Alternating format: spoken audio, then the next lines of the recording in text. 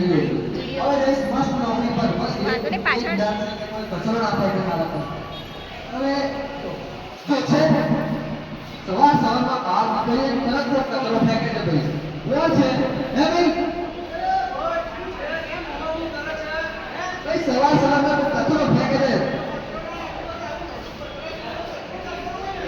હા હા તારા માટે કાલે કહ્યું પડી ને મેં નાખી દીધી.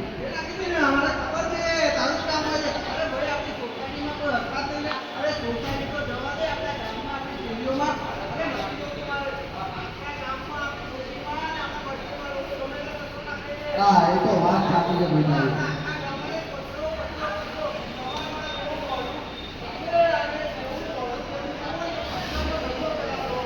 એટલે જ હું વિચારું કે સોસાયટી બદલી દઉં આપણી.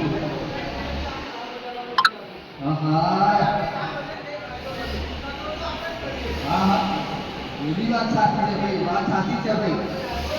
ભાઈ તમે સવાર સવારમાં સોસાયટીમાં બસ સ્ટેન્ડમાં કચરાની વાતો કેમ કરો છો? રસ્તાની વાત કરવા જઈ રહ્યા છે પણ લોકો સાંભળતા નથી અને આપણી સોસાયટી વાળા નથી સાંભળતા. હા હા એને એવું છે ને કે આપણી સરકારે સિંગલ યુઝ પ્લાસ્ટિક ઉપર પ્રતિબંધ મૂક્યો, કારણ કે એ પ્લાસ્ટિકથી આપણા પર્યાવરણને ખૂબ વધુ નુકસાન થઈ રહ્યું છે. આ સિંગલ યુઝ પ્લાસ્ટિક એટલે ભાઈ રમણીયા સિંગલ યુઝ પ્લાસ્ટિક એટલે જે પ્લાસ્ટિકનો એકવાર આપણે ઉપયોગ કરીએ પછી એનો બીજી વાર ઉપયોગ નથી થતો. એમાં છે ને પ્લાસ્ટિકના ઢગલા, આ વેફરના પેકેટો, આઈસ્ક્રીમની ડબલી, પછી પ્લાસ્ટિકની ડીશો, છાશના ગ્લાસ, એ બધું સિંગલ યુઝ પ્લાસ્ટિકમાં આવે. અને આ નાશવંત છે જે છે એનો નાશ થતો જ નથી, એનાથી આપણા પર્યાવરણને ખૂબ જાજુ નુકસાન થઈ રહ્યું છે.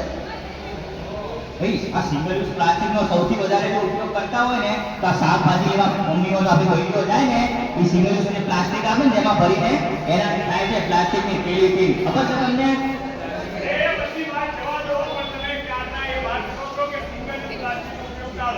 સિંગલ યુઝ પ્લાસ્ટિક ઉપયોગ ટાળો, પણ મને એ તો જોવાની શરૂઆત ક્યાંથી કરવાની? આપણા ઘરથી તો સમજો નહીં.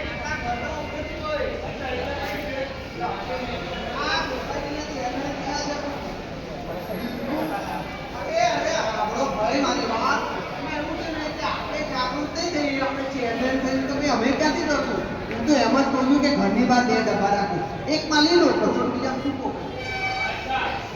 તમે મને આટલી બધી શીખામણ આપો છો, એકમાં લીલો કચરો અલગ કરો, એકમાં સૂકો કચરો અલગ કરો, તો તમારા ઘરની બહાર કાલે બહુ બધી પ્લાસ્ટિકની બોટલો પડી હતી, એ ક્યાંથી આવી?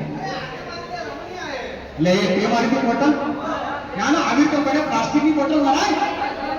પ્લાસ્ટિકની બોટલ મરાય? મારવી તો કાચની મારવાની. મજાક કરું છું. અરે હું મજાક કરું. એ જમો મારું નહીં કહેવાનું. હા કયો એ તો દરેકને વાતથી જ હોય. બીજા બધા હસ્યા બદલ માંગે છે, પૂછી લો. એ બધી વાત છોડ, પણ મારો કહેવાનો મતલબ એમ છે કે પ્લાસ્ટિક અને એમાં ખાસ કરીને સિંગલ યુઝ પ્લાસ્ટિક એ આપણા પર્યાવરણને નુકસાન કરે છે. હા તો એ આપણે વાપરવાનું બંધ કરવું જોઈએ ને એમાં ખાસ કરીને શ્રમદાન કરવું જોઈએ. જો ભાઈ શ્રમદાન એટલે એવી વસ્તુ કે હું તમને એમ કહું છું કે કચરો ઉપાડીને કચરા પેટીમાં નાખવાનો.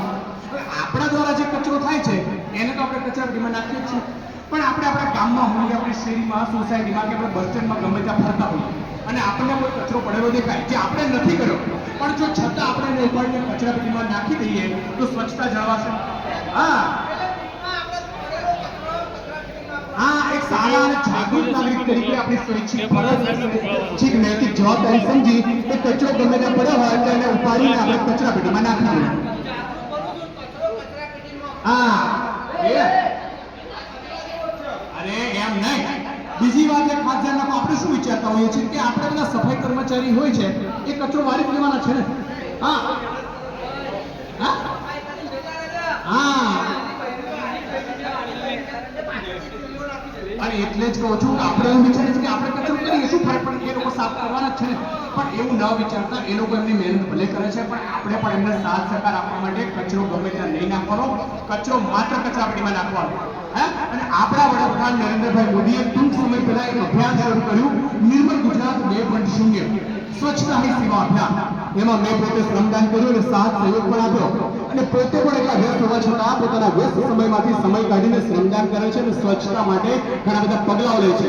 તો તમારે આપણા વડાપ્રધાન અને મને તમારે સાથ સહકાર આપવાનો છે કે નહીં? ખાલી બોલવાથી નહીં ચાલે, આમ પ્રતિજ્ઞા લેવી પડે. હા, તો જમણો હાથ છે ને તમારા પાસે?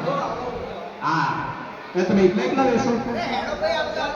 હા, જેની પાસે જમણો હાથ હોય બધાએ જમણો હાથ આગળ કરવાનો છે અને પ્રતિજ્ઞા લેવાની છે. જેને ભગવાને જમણો હાથ આપ્યો હોય એ બધા જમણો હાથ આગળ કરે. તો બોલો, આજથી પ્રતિજ્ઞા લો છું કે કચરો ગમે ત્યાં નહીં ફેંકવો, કચરો માત્ર કચરાપેટીમાં જ નાખીશ. હું મારી શેરીને, સોસાયટીને, મારા ગામને, મારા રાજ્યને, મારા દેશને સ્વચ્છ, સુંદર અને રળિયામણું બનાવવા માટે મારાથી બનતા તમામ પ્રયત્નો કરીશ. ખાસ કરીને શાક લેવા જતી વખતે